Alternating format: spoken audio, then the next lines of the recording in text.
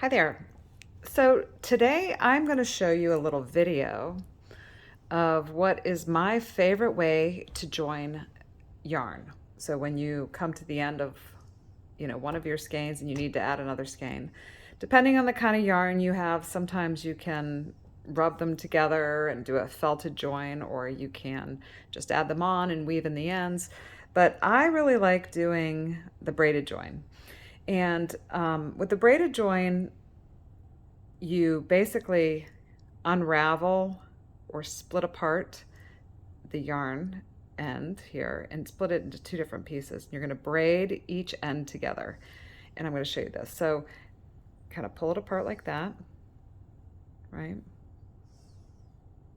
And I don't have these attached to any project, but if I did, one would be attached to my project, and then I would be adding a new ball of yarn.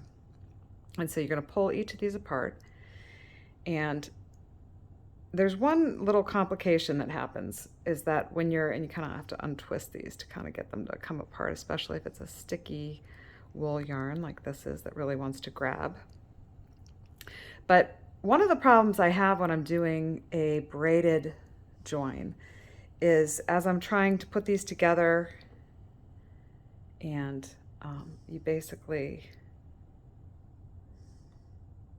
do this, the two V's in together, and you're gonna just basically be braiding. See how that works? And then you're gonna braid this side with these three. You're gonna braid this side with these three. But the problem I have is kind of how to manage it and hold it in your hands and keep it from sliding all over the table. So I kind of came up with this little method, this little ingenious tool that I created, which is a double pointed needle. And then I take two end stoppers here. Okay. And then I have a binder clip. So the first thing I do is where these meet right here. Okay. The center point. I'm going to put that binder clip there. And it kind of holds it in place, right? So now you can see the binder clip would allow me to then braid these three pieces of yarn. But how do I affix this binder clip from keeping it sliding around when I try to do this? Well, that's where this comes in. And I just string it through here. And I use this all the time. And I don't know if there's a tool out there for this or if I just made this up, but this is what I finagled. And I thought I would show it to you because it's a really great trick. So I then just pop this between my knees while I'm watching TV or sitting down or doing whatever. I'm gonna try to move this a little closer here and show you that I then can very easily just start to do my braided join. It goes by really quickly because it's nice and secured. I'm just going to braid those pieces together. And some people might consider this a little bit overkill because it's really secure. You might not need it that secure.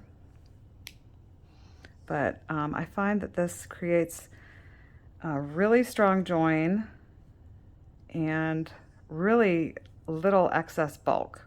Now, the ends that are still kind of not attached, I then spit splice. So I get a little more wet with spit, and then I just kind of rub those together.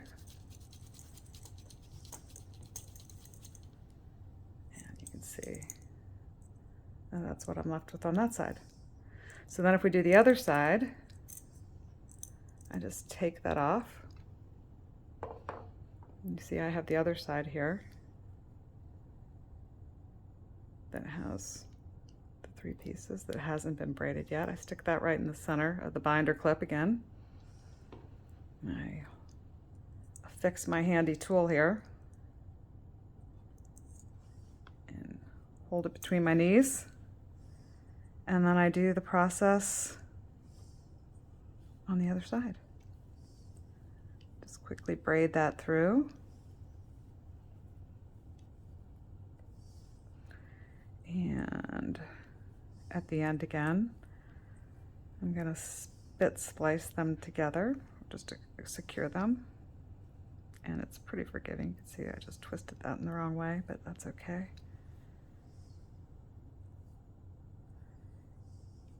You can even cut off those ends if you feel like you've gotten more than you need. And then take this off here, rub it together,